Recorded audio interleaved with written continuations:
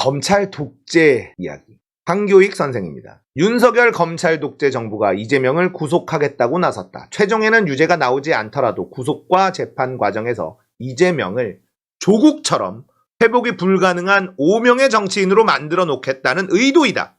대한민국의 정치판이 후진 것은 정정당당한 싸움이 벌어지지 않기 때문이다. 검찰과 언론, 사법 권력이 야합하여 특정 정치인을 제거하는 일이 국민에 의해 당연지사로 받아들여지는 나라이다. 민주공화정, 대한민국의 권력은 누구에게 있는가?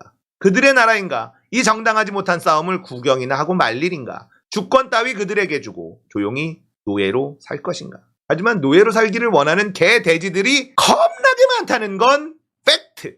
전우영 역사학자의 글입니다. 1961년 5월 16일 5.16 쿠데타로 정권을 찬탈한 박정희 군부는 정치인들의 활동을 일체 금지시켰다가 정의와 양심, 민주주의에 관한 개념이 없는 자들을 끌어들여 민주공화당을 창당했습니다. 군부가 정치인들을 숙청한 건 쿠데타 주도 세력에게 권력을 나눠주기 위해서였고, 정치인 일부를 다시 끌어들인 건 기존의 부패 특권 네트워크를 이용하기 위해서였습니다. 1979년 12.12 쿠데타로 정권을 찬탈한 전두환 신군부도 공무원 일부를 쫓아내고 정치인들을 숙청했습니다. 김종필은 부패 혐의로 체포했고, 김영삼은 집에 연금했으며 김대중에게는 사형 선고를 내렸습니다. 그러고는 유신잔당을 다시 기용해서 민주정의당을 창당했습니다.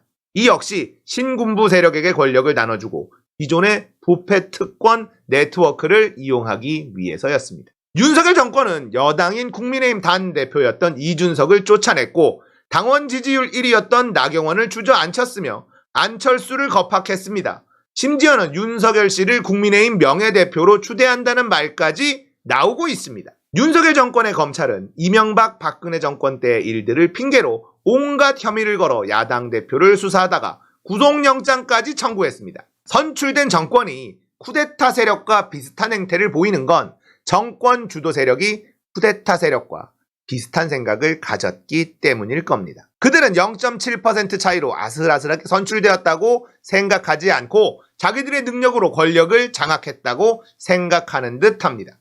지금 여당인 국민의힘은 정당 정치라는 눈속임을 위한 허울에 불과한 상태며, 야당인 더불어민주당은 정권의 박멸 대상 또는 길들이기 대상이 됐습니다. 여당, 야당 모두 정권의 압박 대상이 된 상태에서 국민이 선출하지 않은 사람들이 권력을 실제로 장악, 행사하고 있습니다. 과거 쿠데타 세력은 무기를 독점했지만 지금 정권을 잡은 세력은 법을 독점하고 있습니다. 정권 찬탈과 유지를 위한 도구가 무기에서 법으로 바뀐 걸 과연 발전이라고 할 수 있을까요? 쿠데타 세력, 독재 세력과 하는 짓이 똑같다는 겁니다. 검찰 독재 공화국에서 살고 있는 대한민국. 이들은 국민과 국가는 안중에도 없습니다. 이들이 하고 있는 행태를 보면 경제, 정치, 문화 모든 게 엉망진창입니다. 비전도 없고 미래도 없어요. 오로지 자신의 권력 안위만 고민하고 있죠. 이준석을 짓밟고 유승민을 제거하고 나경원을 잡아뜨리고 안철수를 압박하고 당까지 집어삼키겠다는 이런 걸 대놓고 하고 있어요. 제가 방금 전에 얘기한 미국에서 이런 신호가 지금 나오고 있는데도 대응은커녕 역행을 하고 있습니다. 대한민국 서민경제 박살은 기정사실이에요.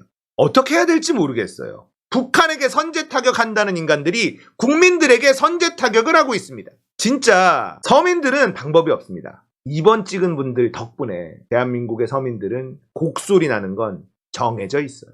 어떻게 할 방법이 없습니다. 그렇게 힘든 사람들이 대거 2번을 찍었어. 한심한 거죠. 그런데 이 정부는 국민들은 안중에도 없다니까요. 오로지 이재명 죽이자, 국민의힘 장악하자, 이거 말고는 뭐가 있습니까? 2번 찍으신 분들, 후회하는 분들은 그나마 나은데요. 아직도 2번 찍은 걸 잘했다고 생각하는 사람들은 답이 없어요.